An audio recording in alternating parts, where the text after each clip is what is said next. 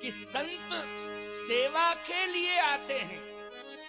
कहीं भी आश्रम किसी संत ने बनाया हो, उसका संकल्प लक्ष्य रहता है कि हमें सेवा करनी, सेवा का लक्ष्य है। इसलिए तुलसीदास जी महाराज ने रामचरितमानस में लिखा है, सबके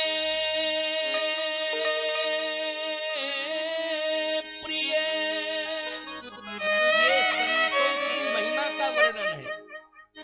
सबके प्रिय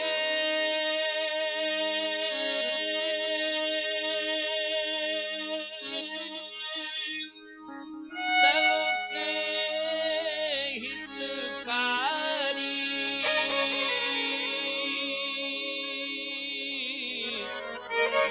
दुख सुख सरिस प्रशंसा गाए।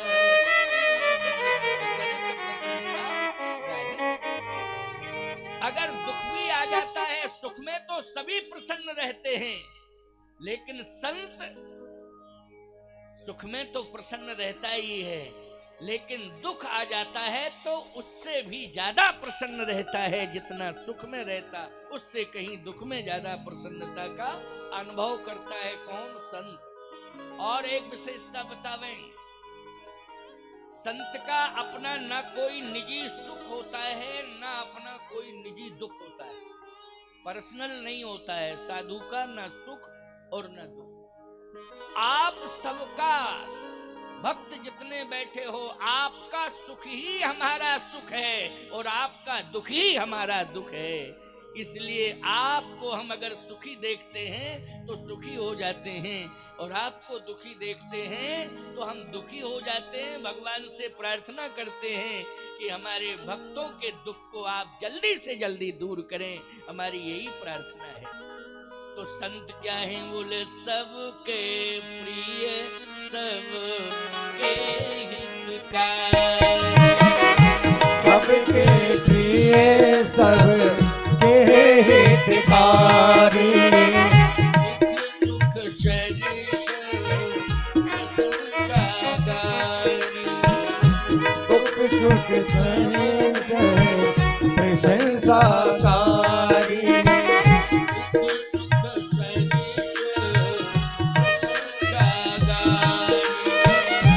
दुख सुख सरिस प्रशंसा कारी, दुख सुख सरिस प्रशंसा गानी, दुख सुख सरिस प्रशंसा कारी,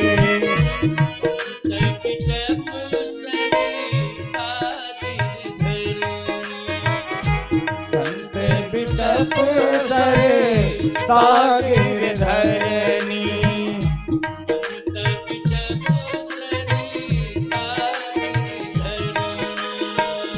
संत बिटप सरे तागिर धरनी,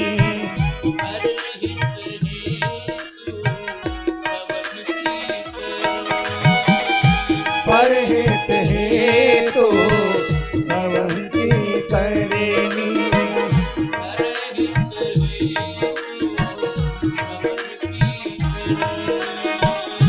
परहित हेतु सबन की करनी,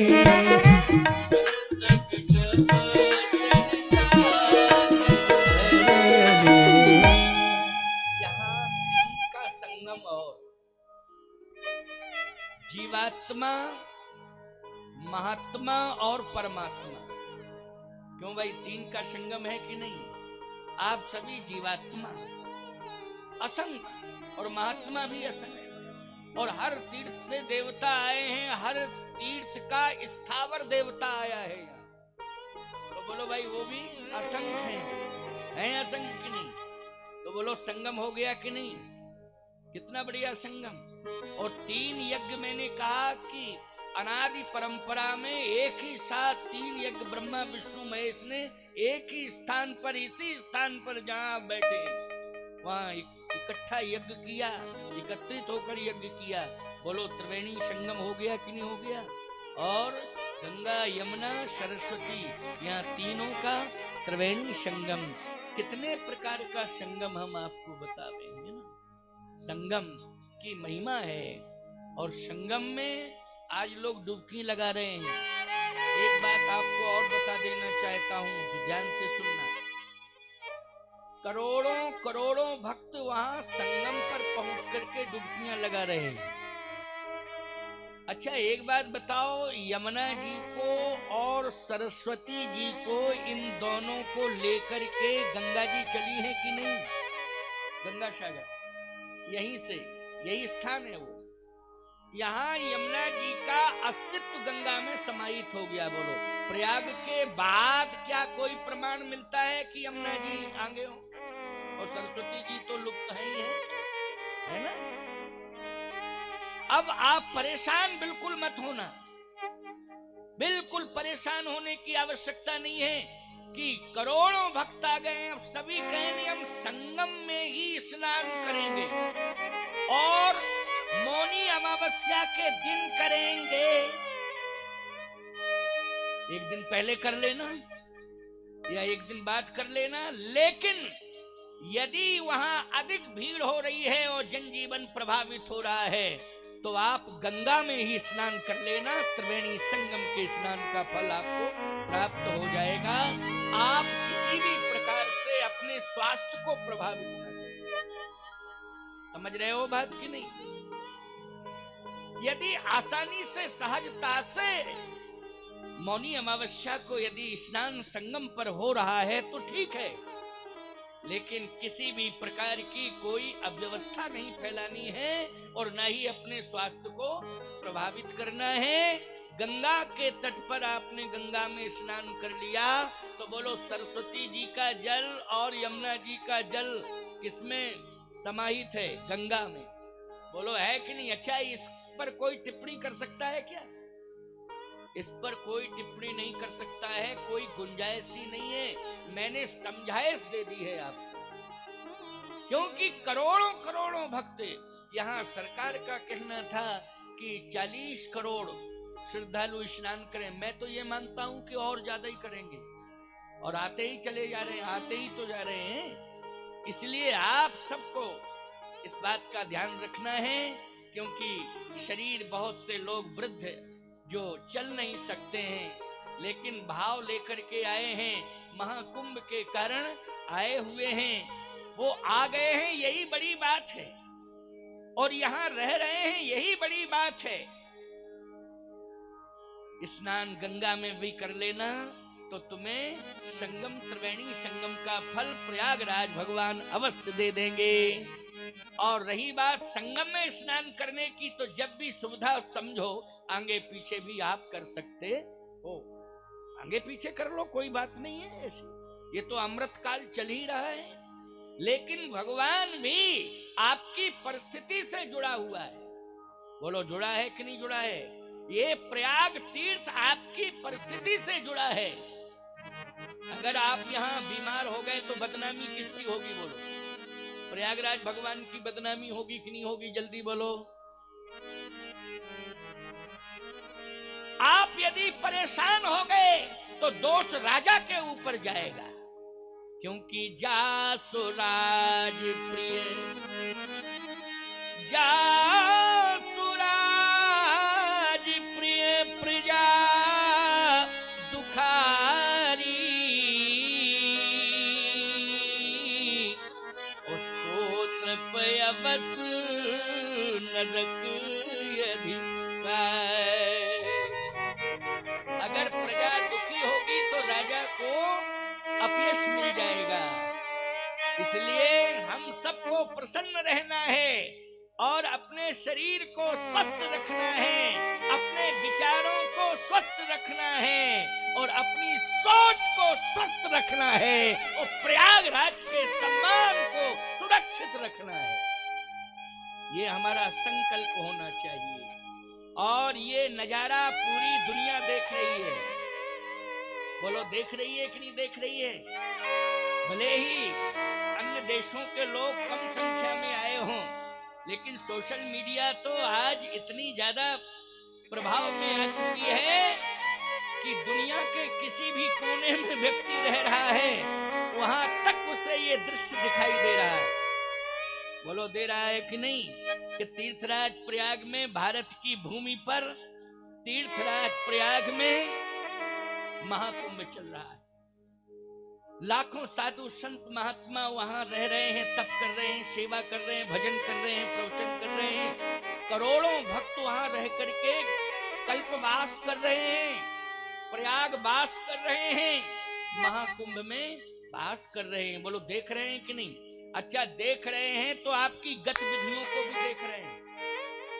ऐसा भी मत मानना कि केवल यही देख रहे हैं, हमारा पूजा पाठ देख रहे हैं, हमारी श्रद्धा भक्ति देख रहे हैं, आपकी गतिविधियों को भी देख रहे हैं। हर पंथ का व्यक्ति देख रहा है। और मैं एक बात आपको बताऊं, सनातनी तो सनातनी ही होता है, लेकिन याद रखना जो वामपंथी विचारधारा का है, जो सनातन के विरुद्ध आवाज उठाने वाले लोग हैं, वो सबसे ज्यादा नजर गड़ा के देख रहे हैं कि कोई हमें तीर्थराज प्रयाग में कमी दिखाई दे जावे। क्या दिखाई दे जावे? कोई कमी दिखाई दे जावे, चाहे वहां के रहने वाले भक्त हों, चाहे संत हों, और चाहे प्रशासनिक अधिकारी हों, बोलो चाहे सत्ताधारी हों, हमें किसी की कमी दिखाई दे जाए तो हम उसके खिलाफ, कुंभ के विरोध में, कुंभ के खिलाफ आवाज उठाएंगे। बोलो भाई। लेकिन मैं आज केवल इस प्रयाग के कुंभ में आए हुए करोड़ों भक्तों से ही नहीं कह रहा हूं, वो भक्त तो हमारे प्राण हैं और तीर्थराज प्रयाग भगवान के वो सभी प्राण हैं, संतों के प्राण हैं। क्योंकि भक्त भक्त होता है, चाहे संत हो चाहे भगवंत हो, भक्त प्राण होता है प्यारे। भक्त नहीं होगा तो कोई संत जीवित नहीं रहेगा, न भगवान का कोई अस्तित्व रहेगा, न संत का कोई अस्तित्व रहेगा, अस्तित्वहीन हो जाएगा। तो मैं एक ही बात कहना चाहता हूं कि यहाँ साधक बन करके रहना है और पूरी दुनिया को और विरोधियों को ये बता देना है कि हम सनातनी अपने महाकुंभ को साधना के बल पर और भक्ति के बल पर संपन्न कर रहे हैं, सानंद संपन्न कर रहे हैं और निर्विघ्नता पूर्वक हमारा ये महाकुंभ सफलता की ओर जा रहा है। बोलो यही संदेश जाना चाहिए कि नहीं जाना चाहिए? कहां से? तीर्थराज प्रयाग से जाना चाहिए। ये प्रयाग से ये बात बहुत महत्वपूर्ण बात हो रही है इस मंच से। बोलो हो रही है कि नहीं हो रही है? केवल ये कथा ही नहीं हो रही है, यहाँ हमें कैसे रहना चाहिए और किस भाव से रहना चाहिए, हमें यहाँ रहकर क्या करना चाहिए, क्या नहीं करना चाहिए, ये आपको रहनी बताई जा रही है, आपको इंगित किया जा रहा है, आपको सचेत भी किया जा रहा है।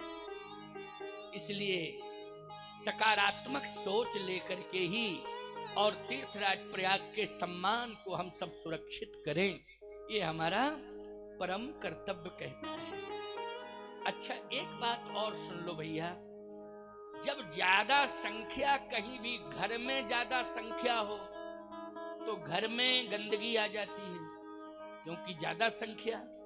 तो सफाई के जिम्मेदार घर वाले होंगे कि नहीं होंगे? बोलो भाई। कि घर का मुखिया होगा।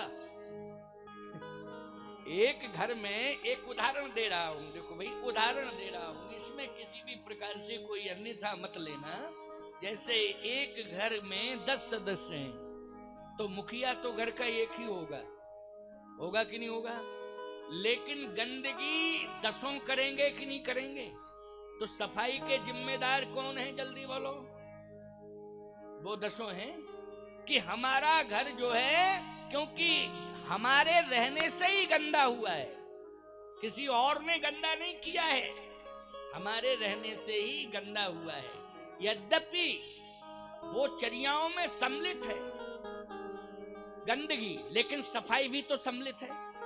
क्यों भाई? कि केवल गंदगी ही सम्मिलित है, सफाई भी सम्मिलित है कि नहीं? इसलिए मैं एक ही बात कह रहा हूं, कुछ ऐसे भी भक्त आए हैं जिनके पास धन का अभाव है, लेकिन असुविधाओं में यात्रा करके आए हैं। क्यों भाई? नहीं है उतना पैसा रुपया, लेकिन आए हैं। वो आए हैं कि नहीं आए हैं? अच्छा एक बात और बतावे आपको, उनके पास इतना धन नहीं है कि वो प्रयागराज में रह करके कोई भंडारा कर सके या यहाँ पर कोई दान कर सके, इतना धन ही नहीं है। लेकिन मैं एक ही बात कहना चाहता हूं कि आप आ गए हो, आपका स्वागत है। आपके पास धन का अभाव था, फिर भी आप आ गए हो, आपका बहुत बहुत स्वागत है। लेकिन यहाँ चिंता करने की जरूरत नहीं है कि यहाँ काश हमारे पास अगर धन होता तो हम भी दान करते, क्योंकि यहाँ लोग लाखों करोड़ों रुपया दान कर रहे हैं, हमारे पास नहीं है। कुंठित होने की जरूरत नहीं है। ये तीर्थराज प्रयाग भगवान कह रहे हैं, ये संत वाणी कह रही है, अगर कुछ नहीं है तो तुम्हें सबसे बड़ा पुण्य मिलेगा अगर तुम श्रमदान करते रहोगे, स्वच्छता अभियान से जुड़े रहोगे, श्रमदान करते रहोगे तो तुम्हें हृदय से आशीर्वाद मिलेगा।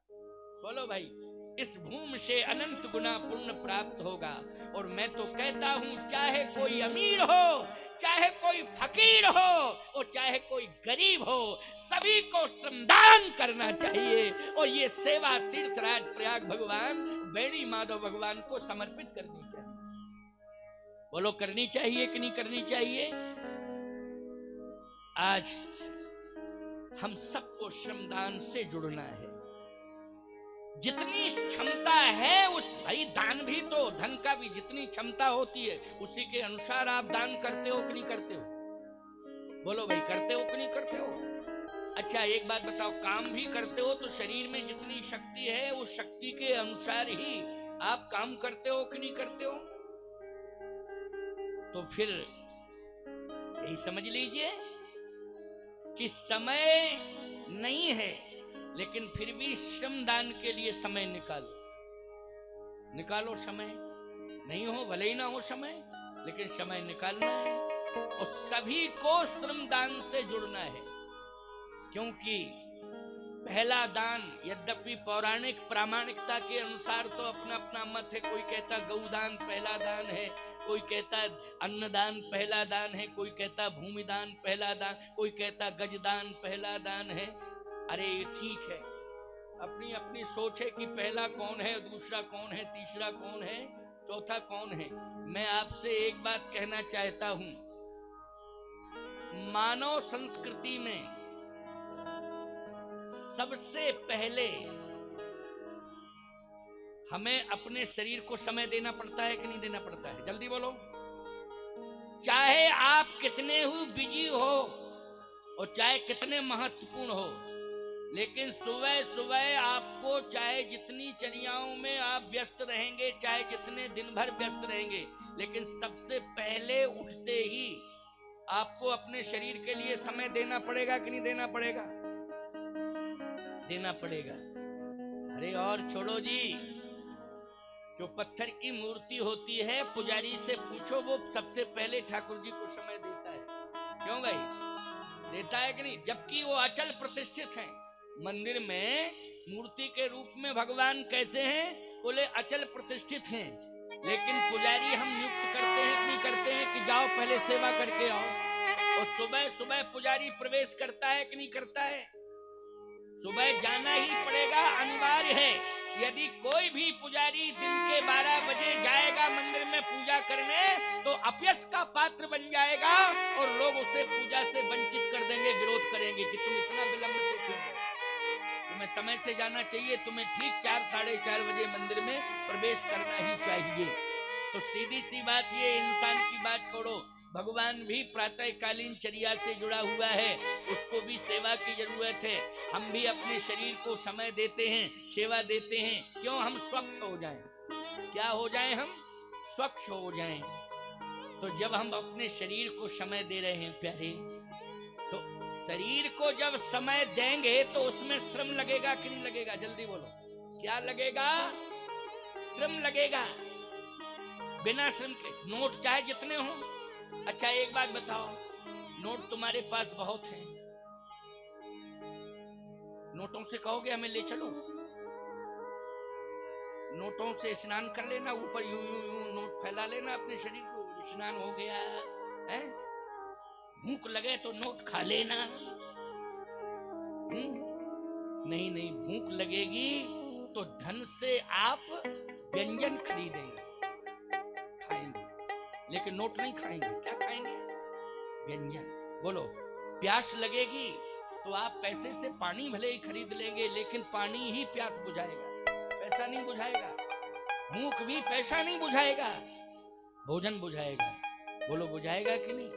इसी प्रकार से धन कितना ही बना रहे, चाहे जितने अमीर क्यों ना बने रहो, अगर तुम पैसे के बल पर कुछ भी नहीं करना चाहोगे, एक नौकर का सहयोग लेना चाहोगे, जबकि तुम्हारे अंदर सामर्थ्य है, लेकिन धन का प्रभाव दिखा करके तुम एक नौकर का सहयोग अपनी प्रातःकालीन चर्या में लोगे, तो मैं कहता हूं कि तुम इंसान नहीं, तुम तो दिव्यांग माने जाओगे, विकलांग माने जाओगे, कमजोर माने जाओगे।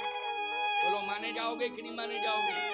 यही व्यक्ति बिल्कुल शरीर से एकदम कमजोर है और बुद्धि से भी कमजोर है। अरे राम राम, ये सेवा इसे अपने हाथ से खुद करनी चाहिए, लेकिन इसमें असमर्थ हो तो अलग बात है, किसी का सहयोग ले लो, लेकिन सामर्थ्यवान हो, शक्ति है तो स्वयं करना चाहिए कि नहीं करना चाहिए? यही मर्यादा भी है, यही तो मर्यादा है। इसलिए मैं कह रहा हूं कि हमारे तीर्थ की मर्यादा इसी में है कि प्रत्येक व्यक्ति सबसे पहले जागे और स्वच्छता अभियान से जुड़ जावे, श्रमदान समर्पित करे तीर्थराज प्रयाग भगवान को। तो याद रखना, यहाँ गंदगी दिखाई नहीं देगी, कहीं भी गंदगी दिखाई नहीं देगी।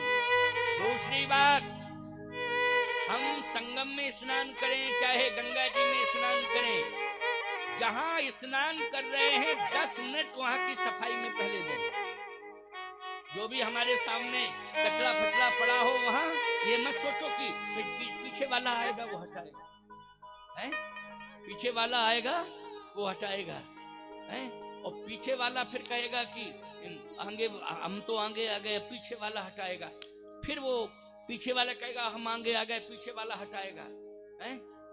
फिर अंत में लास्ट वाला ये कहेगा कि पानी की बरसात हटाएगी गंदगी को, हमें नहीं हटाना है। लास्ट वाला फिर यही कहेगा, पानी जब बरसेगा तो अपने आप ये समुद्र में पहुंच जाएगी गंदगी। नहीं नहीं नहीं, ये सोच नहीं रखनी है। हमें घाटों को स्वच्छ रखना है, हमें किसी भी प्रकार की कोई गंदगी नहीं फैलानी है, स्वयं इसके हम जिम्मेदार हैं सफाई के लिए। इसलिए वैसे सफाई कर्मी लगे हैं, बहुत बहुत साधुवाद के पात्र हैं सफाई कर्मी जो सेवाएं दे रहे हैं। मैं एक बात बताऊं आपको, पैसे की बात नहीं है, ये हिम्मत की बात है और सोच की बात है कि यहाँ पर हजारों की संख्या में सफाई कर्मी आए हैं, वो सफाई दे रहे हैं। उनका काम है, वो करेंगे, सरकार ने सेवाएं दी हैं उनको, वो सरकार का काम है। लेकिन हमारा काम है कि हम अपने राजा के यहाँ आए हैं। कौन राजा? बैणी माधव प्रयाग तीर्थराज प्रयाग भगवान के दरबार में आए हैं, राजा के यहाँ आए हैं। इसलिए हम स्वयं सेवा देंगे और सबसे पहले हम और दान बाद में करेंगे, लेकिन पहले हम श्रमदान करेंगे। ये संकल्प हमारा होना चाहिए। और दान बाद में करेंगे, लेकिन पहले श्रमदान करेंगे। इसलिए स्वास्थ्य को प्रभावित नहीं करना है और सोच को संकीर्ण नहीं बनाना है। और अन्नदान, द्रव्य दान, गौदान, जितने प्रकार के दान हो सब करिए, लेकिन हम श्रमदान भी रोज करें, नित्य करें, प्रतिदिन करें। ये हमारा संकल्प होना चाहिए। तो आइए, राजा के यहाँ हमें सहयोग और सेवा देनी है। राजा की महिमा किसी भी प्रकार से घटनी नहीं चाहिए। सरस्वती जी भी इतनी बड़ी महिमा है कि वो वर्णन नहीं कर पा रही हैं। सरस्वती जी असमर्थ हैं, अक्षम हैं, वो वर्णन नहीं कर पा रही हैं। लेकिन सत्य तो यह है प्यारे, आज हम प्रयाग की महिमा का वर्णन सुन रहे हैं। संतन सन जस कहि सुनेउ तुम्हें सुनावो सोए। यहाँ पर यज्ञ हुए, सफल हो गए। और आपको एक बात बतावें, अमृत की बूंद जैसा कि संत और शास्त्र कहते हैं कि 4 ही जगह गिरी, प्रयाग में, नासिक में, उज्जैन में और हरिद्वार में। ये 4 बूंदें अमृत की। क्यों भैया 5 बूंदें काहे नहीं गिरी, 6 क्यों नहीं गिरी है? और इतना बड़ा घड़ा भरा था अमृत से, तो उसकी तो कई बूंदें गिर जानी चाहिए थी। क्यों भाई अमृत की है? लेकिन 4 ही बूंदें और 4 ही जगह 4 बूंदें। ये 4 फल हैं। और यहाँ और एक बात, ये राजा क्यों हुए? अर्थ धर्म काम मोक्ष, ये 4 फल हैं। बोलो हैं फल कि नहीं? ये 4 बूंदें अमृत की, इसका मतलब क्या है? अर्थ धर्म काम और मोक्ष, ये 4 फल हैं। लेकिन जब 4 फल हैं तो अमृत की बूंद नासिक में गिरी, वो राजा क्यों नहीं बने? नासिक अमृत की बूंद उज्जैन में गिरी है, लेकिन वहां के राजा महाकाल भगवान तो हैं। लेकिन ईमानदारी से बताओ, पूरा उज्जैन राजा नहीं, उज्जैन का राजा एक है। लेकिन यहाँ तीर्थों के राजा, बोलो तीर्थों के राजा है। नासिक में भी कोई राजतंत्र की परंपरा में राजा होगा, उज्जैन में भी कोई राजा होगा, लेकिन महाकाल हैं वहां के राजा। लेकिन संपूर्ण तीर्थों के राजा कौन हैं? प्रयाग हैं। क्यों? तुलसीदास जी कहते हैं और जगह फल हैं और यहाँ तो फलों का भंडार है, 4 पदार्थ भरा भंडार। बोलो है भंडार कि नहीं? इसलिए ये क्या बन गए? तीर्थों के राजा बन गए, फलों का भंडार है।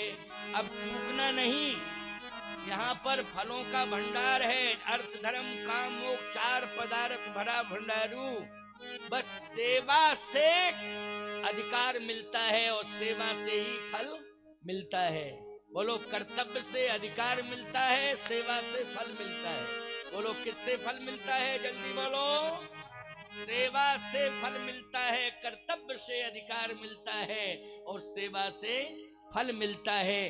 जितनी ज्यादा से ज्यादा यहाँ शरीर से सेवा दे दोगे, धन से सेवा दे दोगे, मन से सेवा दे दोगे, तन से सेवा दे दोगे, उतना ही प्रयागराज भगवान उससे कई गुना ज्यादा आपका भंडार भर देंगे। किसी भी प्रकार की कोई कमी वो नहीं रखेंगे। इसलिए आपको चकाचक आनंद प्राप्त होगा। किसी भी प्रकार का कोई 3 ताप, ये सबसे खतरनाक हैं तीनों, दैहिक, दैविक और भौतिक, जिनको कहते हैं त्रैताप। ये त्रैताप जो है दैहिक, दैविक, भौतिक। लेकिन मैं एक ही बात कह रहा हूं आपसे कि यहाँ तीर्थराज प्रयाग में श्री राम जी ने आकर के पूजा की है। बोलो की है ना? त्रिवेणी तट पर भगवान राम ने, बेणी माधव भगवान की त्रिवेणी तट पर भगवान ने पूजा की है, राम जी ने आकर के। और यहाँ सभी संतों ने भगवान श्री राम से अनुरोध किया कि प्रभु आप कृपा करके यहाँ रह जाएं। भगवान ने कहा मैं रहूंगा नहीं, लेकिन मेरी रिद्धियां सिद्धियां सदा यहाँ रहेंगी। समझ गए हो कि नहीं? भगवान ने कहा मैं भाई शरीर से तो नहीं रहूंगा, लेकिन जो मेरी रिद्धियां सिद्धियां हैं, मेरे पास शक्तियां हैं, वो सारी शक्तियां जो है प्रयाग में रहेंगी। अच्छा बोलो भाई, राम जी ने भी अपनी शक्ति यहीं समर्पित कर दी है। और क्या कहना, जितने देवी देवता हैं वो सभी आकर के राजा साहब के यहाँ आते हैं, तो राजा को निछावर भी देते हैं कि नहीं देते? वो राजा की निछावर करते हैं। राजा की निछावर मानी राजा का सम्मान।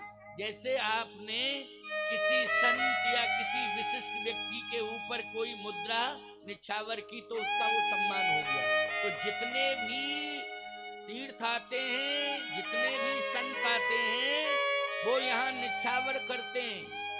अच्छा वो निछावर लेता कौन है? याद रखना, निछावर लेता कौन है? आप कहोगे महाराज एक विशेष जाति का व्यक्ति निछावर लेने का अधिकारी होता है। मैं कहता हूँ तीर्थराज प्रयाग में तो हम सभी जितने भी भक्त आए हैं, जैसे गंगा में किसी भी जाति का व्यक्ति स्नान कर रहा हो, गंगा समान रूप से फल देती हैं। बोलो देती है नहीं? अच्छा ठंडा ठंडा जल सभी को महसूस होता है कि नहीं होता है? जल्दी बोलो। या किसी को गर्म लगता है, किसी को ठंडा लगता है। अगर दिमाग ही खराब हो तो क्या बताए, दिमाग खराब हो तो फिर क्या क्या नहीं लगने लग जाए। लेकिन गंगा समान रूप से, यमुना जी समान रूप से, त्रिवेणी मैया समान रूप से सबको आनंद देती हैं।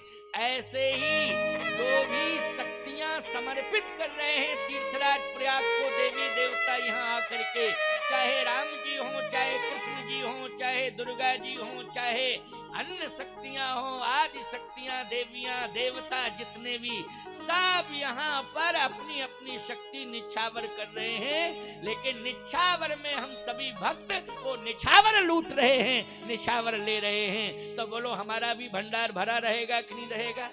इसलिए हम भी निछावर के आकांक्षी हैं कि हमें भी मिल जाए। तुम भी हो, तुम भी हो, बोलो हो कि नहीं? सबको मिल जाए।